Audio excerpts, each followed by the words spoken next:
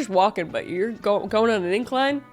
That'll get you fit. The worst part, hiking, I hate. Bugs, I hate. Sweating, I hate being more than 10 minutes away from a bathroom. Fair enough, queen. But I've committed so hard that I now lead monthly groups hikes for his coworkers. You lead monthly group hikes for his coworkers. Again, the commitment is... I have a Google spreadsheet for upcoming summits. I once pretended to love a view so much I cried. It was just the altitude and dehydration. Now he wants to do the Inca Trail for our anniversary, and I'm Googling how to fake a knee injury convincingly. Please send help. Dude, I want to do the Inca Trail so bad. That's in South America. That's really cool. But also, I'm so sorry. But also, you dug your own grave. There was like a point, maybe on like the third or fourth hike where you could have just said, you know what, I think you're awesome and I really love you. And honestly, I don't love hiking as much as I made it out to be. But you know, once in a while I would love to go on hikes with you, but it's just not my thing. That needed to come out really early or just at the start. You know, that's probably your best bet. It could have saved you so much time. But again, your heart health is probably through the roof, which is great, like in a good way. Find a new obsession and give hiking the slow fade. That's a good idea as well. It needs to take up the same amount of time though, so you can miss one activity in favor of the other. Say hiking has become boring and now you're into mountain climbing. Much easier. Incoming, am I the asshole for breaking up with my girlfriend of 3 years? She just told me she hates hiking, but pretended to love it for the past 3 years, organized trips for my friends, coworkers, and everything, told me it was her therapy. Oh my God, that's so true. And it is. It's just like, wow, she went that deep. She just kept digging. Plantar fasciitis. Your doctor has told you to not hike for 6 months. Y'all are diabolical on Reddit. Sorry, I almost died laughing at the story. Your description was so vivid. It was like watching a movie. Yeah. Be honest. Or at this point, you know, if you're not gonna be honest, which I recommend you do, yeah, I would get some sort of new hobby and just be like, you know what, I'm really into this now. And I'm just kind of like, not feeling hiking anymore. Because that's honest, technically, because you really aren't feeling hiking anymore. But what do you think in the comments? Let me know. Let's move on. I've intentionally not cleaned our house for the past year. Damn, that's a long time. Okay. My husband claims to be a germaphobe, but lives like a slob. It's gonna get dicey and spicy up there. We separated, but never officially divorced in 2020. I truly loved living alone with my pets, but I'm admittedly not the best housekeeper. Laundry is always piled up, and the dishes don't get washed until I can actually fill the dishwasher. I don't sweep, mop as often as I should, but will make a generous effort if expecting company. Honestly, that just sounds pretty normal to me, honestly. When I was living alone, I was probably like pretty much the same. So back in 2022, we reconnected and rekindled our relationship and decided to move back in together. His OCD, which I have recently learned to call it, is extremely frustrating. He must wash or sanitize his hands after touching anything that's been on the floor, money, his wallet, etc. I am required to do the same. Any piece of clothing that has been worn outside of the bedroom, i.e. his safe space, even if only for an hour, has to go immediately into the laundry. He hasn't had a legit job in over a year, some under the table work for a while, started 2 different server jobs, and was fired within a few weeks. I worked full-time and paid at least 90% of the bills. This was still the case before we split. So for the past year, I decided that if he is gonna be a SAHH, I'm not going to do the housework. Guys, our house is disgraceful, and I'd be mortified if anyone came to visit. The floor hasn't been cleaned in months. The garbage is overflowing before it gets taken out. Last week, we got a notice in the mail about our unkempt lawn. I cave in and clean the bathroom when he leaves skid marks in the toilet, ew, or when the sink or shower starts looking gross, but I legitimately can't tell if he just doesn't notice these things, doesn't care, or just knows that eventually I'll take care of them so he won't have to. Interesting. Oh no. This just sounds so unhealthy. Like, you don't delete this relationship. What?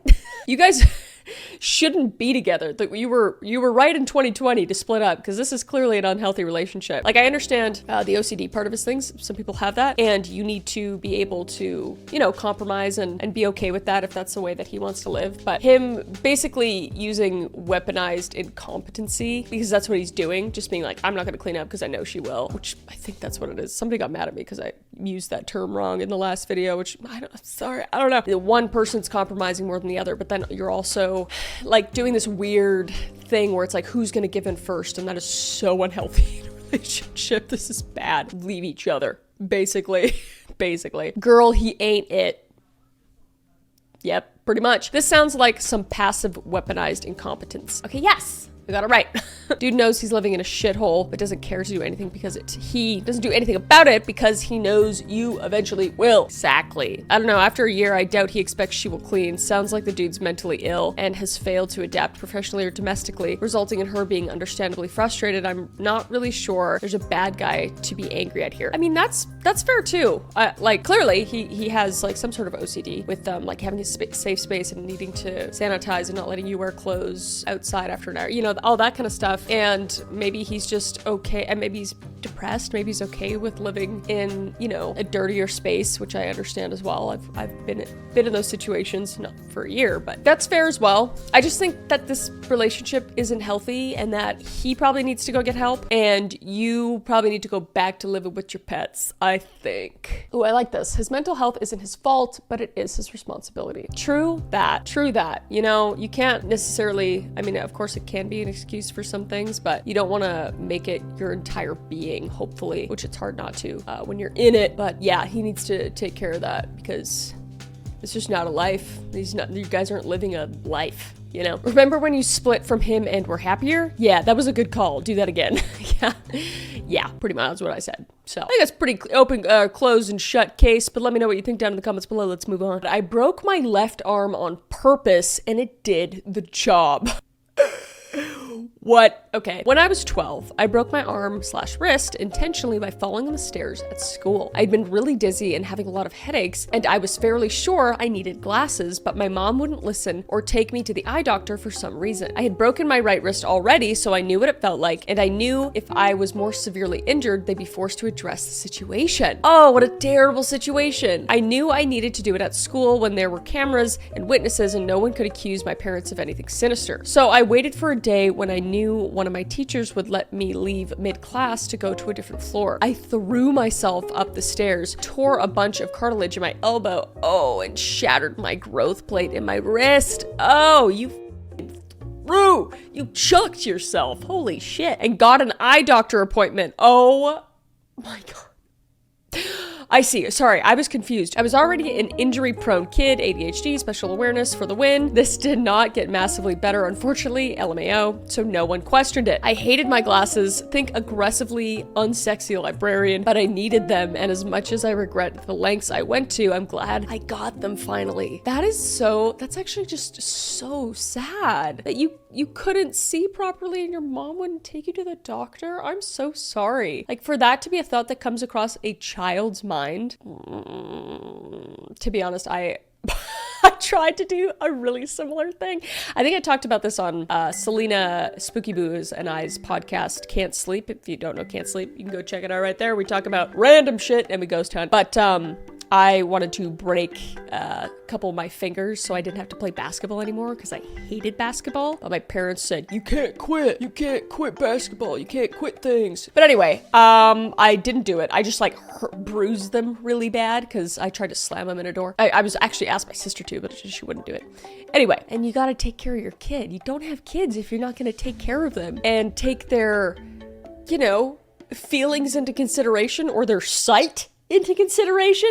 Like, don't have a kid if you're gonna be that neglectful. I'm really sorry your mom failed you like that. No kid should ever feel the need to injure themselves just to be heard about their needs. Absolutely. I didn't have to go to these lengths with my mom, but I had to make issue big and react or create a problem somehow. Think histrionics to get my mom to notice there was a problem or get help. Bit me in the ass a bit because I grew up with some historic behavior as a coping method. Curbed that really quick in my late 20s, but now I over-explain and justify and throw all the evidence and facts at someone immediately so they can't ignore me or make excuses. They have to listen. I fucking hate it. Thanks, Mom. Neglect doesn't always look like it does in the movies. Absolutely. Yeah, it's crazy that domino effect that happens when you treat your kid a certain way, then they're gonna feel the need to do either the same thing or like justify themselves in a certain way because they couldn't justify to their parents, so now they feel the need to do that to everyone else or, you know, get attention in certain ways. It's just like,